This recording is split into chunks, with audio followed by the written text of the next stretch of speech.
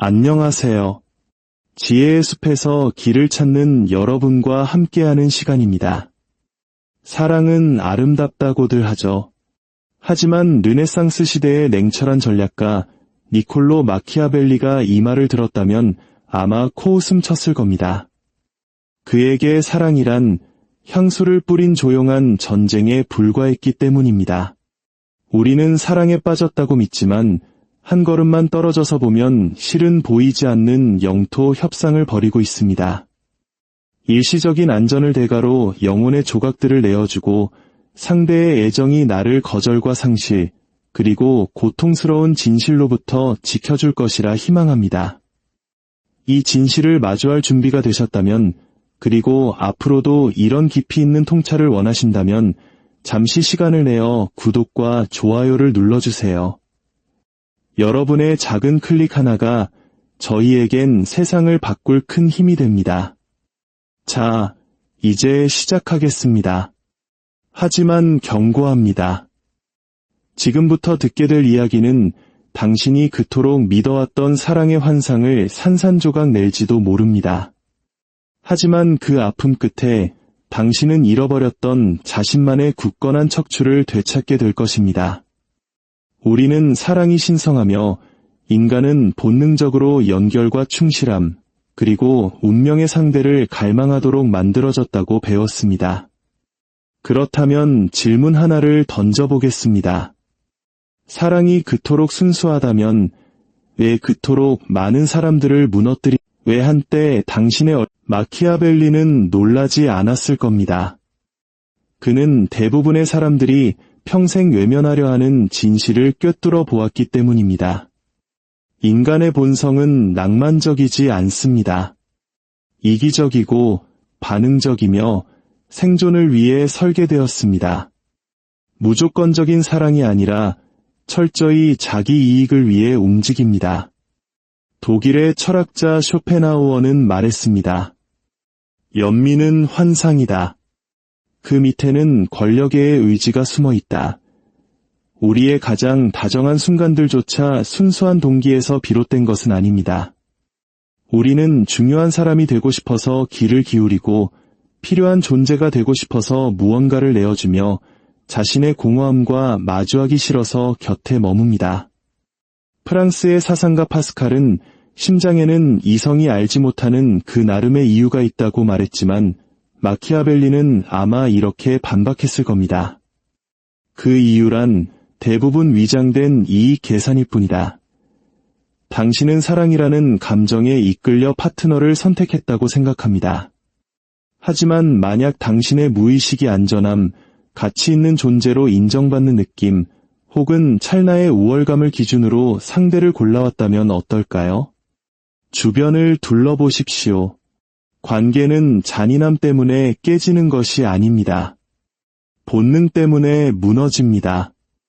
이익의 균형이 기울어지는 순간 충성심도 함께 녹아내립니다. 당신은 사랑이 식었다고 말하지만 사실은 그가 처음부터 당신의 소유였던 적이 없다는 환상에서 깨어난 것뿐입니다. 상대가 변한 것이 아닙니다. 단지 관계의 문을 열기 위해 연기했던 자기 자신의 모습을 더 이상 보여줄 필요가 없어진 것뿐입니다. 이것이 진실입니다. 사람들은 당신이라는 존재 자체를 선택하지 않습니다. 그들은 당신 곁에 있을 때 느끼는 자신의 감정을 선택합니다. 그리고 그 감정이 변하는 순간 그들의 마음도 사랑은 결코 평등한 게임이 아닙니다. 늘 그래왔습니다. 그리고 사랑 때문에 가장 고통받는 사람들은 사랑이 마땅히 평등해야 한다고 착각하는 이들입니다. 보고 싶다는 말 뒤에는 필요라는 계산서가 숨어 있고 영원히 함께하자는 약속 뒤에는 보이지 않는 계약서가 존재합니다. 침묵 속에서 보이지 않게 하지만 서로를 구속하는 계약서 말입니다. 사랑은 감정의 교류가 아닙니다. 그것은 권력의 교환입니다. 모든 관계에는 감정을 투자하는 투자자가 있고 그로부터 이자를 챙기는 수혜자가 있습니다. 그 이자란 관심, 애정, 인정, 그리고 통제력 같은 것들입니다. 이 저울이 한쪽으로 기울면 행동도 그에 따라 변합니다. 한국 사회에서 흔히 말하는 갑을관계는 사회뿐만 아니라 가장 사적인 관계 속에도 깊숙이 스며들어 있습니다. 먼저 연락하는 사람, 더 많이 사과하는 사람, 그 사람은 사랑에 빠진 게 아닙니다. 복종의 관계에 놓여 있는 것입니다. 마키아벨리는 이런 패턴을 연인들의 침실이 아닌 왕실의 궁정에서 발견했습니다. 한 군주가 아첨하면 다른 군주는 물러서고 한쪽이 애정을 보이면 다른 쪽은 통제력을 잃지 않을 만큼의 모호함만을 던져줍니다. 이것은 무작위가 아닙니다. 잘 짜인 안무이자 치밀한 전략입니다. 자문해 보십시오. 당신의 관계에서 리듬을 정하는 사람은 누구입니까? 언제 대화하고 언제 거리를 두어야 할지 그 사람이 바로 관계의 왕좌에 앉아있는 사람입니다. 그리고 그 사람이 단 한 번도 당신이었던 적이 없다면 당신은 사랑을 하는 것이 아니라 누군가의 궤도를 맴도는 이성에 불과합니다. 권력은 항상 소리치지 않습니다. 때로는 그저 조금 더 늦게 반응할 뿐입니다. 때로는 당신이 스스로를 의심하게 만들 만큼만 침묵을 유지합니다. 때로는 차가워서가 아니라 당신의 갈망을 알기에 사랑은 50대 50이 아닙니다. 오히려 60대 40 혹은 그보다 그리고 감히 무언가를 주지 않고 버티는 쪽이 관계를 지배합니다. 그러니 이제 그 사람이 나를 사랑할까? 라고 묻는 대신 그 사람은 나를 통해 무엇을 통제하고 있는가? 그리고 더 중요하게는 나는 나도 모르는 사이에 무엇을 빼앗겼는가? 라고 자문해야 합니다. 당신은 매력이란 타고나는 것이고 화학적 끌림은 우연히 발생하며 어떤 사람들은 그냥 자석 같은 매력이 있다고 생각합니다. 하지만 그것은 로맨스 소설과 소셜미디어가 당신에게 주입한 거짓말입니다. 매력은 마법이 아닙니다. 전략입니다. 자세히 들여다보십시오. 메시지를 보내기 전에 그 짧은 망설임, 자정에 무심한 척 올린 사진 한 장, 칭찬을 들은 뒤에 의미심장한 침묵, 그 어떤 것도 우연은 없습니다. 그것은 모두 상대방의 인식을 조종하기 위한 계산된 행동입니다. 매력은 당신이 누구인가의 문제가 아닙니다. 상대가 당신을 누구라고 믿게 만드는가, 당신이 무엇을 상징한다고 상상하게 만드는가의 문제입니다. 신비감, 적당한 거리감, 당신의 침묵이 상대를 쫓게 만드는 방식, 당신의 부재가 상대를 당신 생각에 잠기게 만드는 방식. 마키아벨리는 매력을 결코 운에 맡기지 않았을 겁니다. 그는 그것을 설계했을 겁니다. 사람들은 진실에 끌리는 것이 아니라 긴장감, 약간의 위험함, 그리고 완전히 손에 잡히지 않는 것에 대한 욕망의 심리학에서 확실한 것은 시시해지고 완전히 가질 솔직함으로 마음을 얻는 것이 아닙니다. 읽히지 않는 존재가 됨으로써 상대가 자신의 판타지로 당신의 빈칸을 채우게 만들므로써 당신이 누구인지 결코 긍정도 부정도 하지 않음으로써 상대가 보고 싶어하는 것만을 비추는 거울이 됨으로써 마음을 얻는 것입니다. 그것은 기만이 아닙니다. 힘입니다. 한번 시험해 보십시오. 한 발 물러서십시오. 침묵하십시오. 당신이 쏟아붓던 에너지를 거두십시오. 역학관계가 어떻게 변하는지 지켜보십시오. 갑자기 그렇게 바쁘다던 사람이 시간을 내고 권력을 쥐고 있던 사람이 당신에게 몸을 기울일 겁니다. 그들의 중독 대상은 당신이 아니었기 때문입니다. 예측 불가능함, 그 자체에 중독되었던 것입니다. 마키아벨리는 말했습니다. 존재하는 것만으로는 충분하지 않다. 그렇게 보여야만 한다. 매력의 영역에서는 진실한 것보다 강력해 보이는 것이 훨씬 더 큰 영향력을 가집니다. 남자와 여자는 모두 사랑이라는 남성은 정복을 통해 사랑을 느끼려 하고 여성은 안정을 확보하며 사랑을 지키려 합니다. 남성은 강렬함을 무기로 내세우고 여성은 일관성을 시험합니다. 마키아벨리라면 로맨스가 아닌 전술에 대해 이야기했을 겁니다. 남자는 빠르게 사랑에 빠지지만 거절 앞에서 쉽게 무너집니다.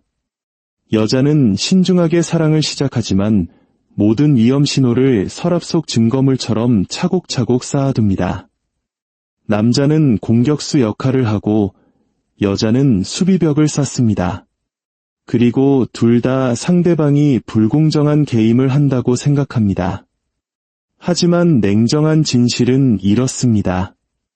남자든 여자든 모두 상대를 조종합니다. 단지 사용하는 화폐가 다를 뿐입니다. 그는 당신의 육체를 얻기 위해 당신이 듣고 싶어하는 말을 할 것이고 그녀는 당신의 충성심을 시험하기 위해 당신이 보고 싶어하는 모습을 보여줄 겁니다. 그는 과장된 약속을 하고 그는 무시당하는 것을 두려워하고 그녀는 배신당하는 것을 두려워합니다. 이것은 잘못된 것이 아니라 본능입니다.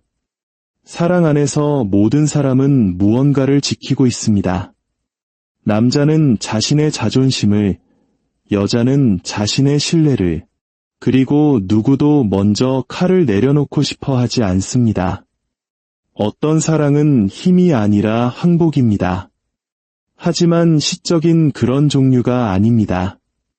다른 사람 안에서 당신 자신이 사라져버리고는 그것을 헌신이라 부르는 그런 종류의 항복 말입니다. 마키아벨리는 그것을 사랑이라 부르지 않았을 겁니다. 자기 말살이라 불렀을 겁니다. 당신은 충성을 다하고 있다고 생각하지만 실제로는 애정을 얻기 위해 당신의 정체성을 거래하고 있는 것입니다. 한 번의 타협, 한 번 삼켜버린 의견, 한 번에 무시당한 메시지. 그렇게 조금씩 당신은 당신이 아니게 됩니다. 그저 과거의 당신이 남긴 희미한 메아리가 될 뿐입니다. 고개를 끄덕이고 미소 짓고 곁에 머물면서 그것이 옳아서가 아니라 이미 너무 많은 것을 지불했기에 잃는 것이 두려워서 그것은 힘이 아닙니다. 감정적 포로 상태일 뿐입니다. 마키아벨리는 군주들에게 절대 다른 사람의 자비에 자신의 운명을 맡기지 말라고 경고했습니다. 그런데 당신은 사랑이 당신을 구원해 줄 것이라 희망하며 그 사랑이 서서히 당신을 잠식하도록 내버려 두고 있습니다. 당신은 시간뿐만 아니라 당신의 힘, 평화, 그리고 떠날 수 있는 능력까지 내어줍니다. 일단 떠날 수 없게 되면 당신은 더 이상 사랑 안에 있는 것이 아닙니다. 벽에 꽃이 그려진 감옥에 갇힌 것입니다. 거울을 보며 이 모든 사랑이 시작되기 전에 당신을 알아볼 수 있겠습니까? 당신이 머물렀던 이유는 사랑 때문이 아니었습니다. 당신은 침묵이 두려웠기 때문에 머물렀습니다. 빈 침대, 혼자 먹는 저녁, 오지 않는 아침 인사 메시지가 두려웠던 겁니다. 그 사람이 필요해서가 아니라 그들이 당신 자신과 마주하지 않도록 주의를 분산시켜 주었기 때문입니다. 마키아벨리는 침묵을 두려워하지 않았습니다. 침묵은 진실을 드러내기 때문입니다. 그리고 대부분의 사람들은 그 진실과 마주하느니 부당한 대우를 받는 쪽을 택합니다. 많은 관계는 사랑이 아니라 도피처 위에 세워집니다. 외로움으로부터의 도피, 불안감으로부터의 도피, 그리고 방 안에 홀로 남았을 때 울려 퍼지는 당신 자신의 생각들로부터의 도피. 혼자 있을 수 없는 자는 동행을 약속하는 그 어떤 주인의 노예라도 될 것입니다. 자문해 보십시오. 당신은 사랑에 빠진 것입니까? 아니면 당신 자신의 침묵을 피하고 있는 것입니까? 이제 마키아벨리라면 사랑을 어떻게 했을지 그가 따랐을 5가지 규칙을 알아봅시다. 첫째, 필사적으로 사랑하지 마라. 사랑이 당신을 공격하는 약점이 되어서는 안 된다. 둘째, 속도를 제어하라. 항상 관계의 리듬을 결정하는 쪽이 되어라. 다가갔다가 물러서라. 신비감을 유지하라. 신비감은 곧 힘이다. 셋째, 거울이 되어라. 당신의 모든 것을 드러내지 마라. 상대가 당신을 안다고 착각하게 만들고 환상을 쌓게 내버려 둬라. 하지만 당신 영혼의 완전한 설계도를 넘겨주지는 마라. 넷째, 당신의 정체성을 보존하라. 다른 사람의 삶에 흡수되지 마라. 사랑은 누군가의 그림자가 되는 것이 아니라 당신의 왕관을 쓴 채 그 사람 옆에 당당히 서는 것이다. 다섯째, 무너지기 전에 떠나라. 힘의 균형이 무너지고 회복할 수 없다면 조용히 전략적으로 아무런 소란 없이 떠나라. 남겠다고 애원하는 것만큼 명예를 실추시키는 것은 없다. 마키아벨리는 시를 쓰지 않았을 겁니다. 전략을 썼을 겁니다. 그는 하루에 10번씩 사랑해라고 말하지 않았을 겁니다. 대신 당신이 그가 나를 사랑할까 궁금하게 만들었을 겁니다. 그리고 그 궁금증 속에서 당신은 다른 누구보다도 그를 더 많이 생각하게 되었을 겁니다. 당신은 사랑받기 위해 수년을 보냈습니다. 당신의 말을 부드럽게 만들고 분노를 줄이고 기준을 낮추고 무례함 속에서도 미소 지으며 그 모든 것을 평화를 지킨다는 명목하에 행했습니다. 하지만 여기 잔인한 진실이 있습니다. 존중 없는 사랑은 감정적 노예 제도일 뿐입니다. 그들은 당신을 때리지 않고도 당신을 소유할 수 있습니다. 당신이 결코 떠나지 않을 것이라는 사실을 아는 것만으로도 충분합니다. 마키아벨리는 숭배받는 것에 관심이 없었습니다. 숭배는 퇴색하고 기분에 따라 변하며 소문 한마디에 뒤집히기 때문입니다. 하지만 존중은 사랑이 죽은 후에도 남습니다. 누군가가 당신을 사랑하게 만들 수는 없습니다. 하지만 그들이 당신을 실망시키는 것을 두려워하게 만들 수는 있습니다. 당신의 선을 넘기 전에 망설이게 만들 수는 있습니다. 당신의 이름이 그들의 기억 속에 불타오르게 할 수는 있습니다. 당신이 얼마나 친절했기 때문이 아니라 당신이 얼마나 대체 불가능한 존재였기 때문에.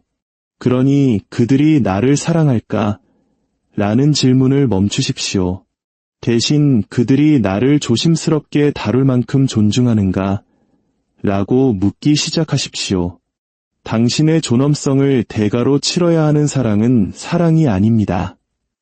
그것은 당신이 침묵으로 값을 치르고 아무것도 돌려받지 못하는 거래일 뿐입니다. 이제 결정을 내리십시오.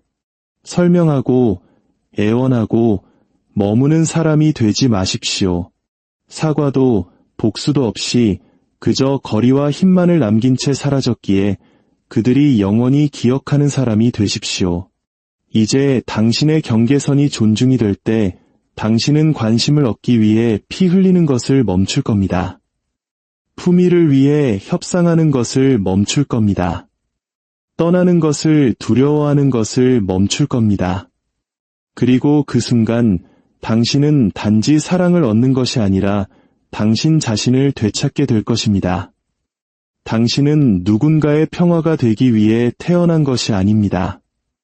당신은 당신 자신의 기준이 되기 위해 태어났습니다. 그리고 가질 가치가 있는 유일한 사랑은 당신이 당신의 마음과 감정, 그리고 떠날 권리를 온전히 지배하는 그런 사랑뿐입니다. 오늘 이야기가 당신의 마음에 깊은 울림을 주었다면 이 지혜를 주변 사람들과도 나눠주시길 바랍니다. 감사합니다.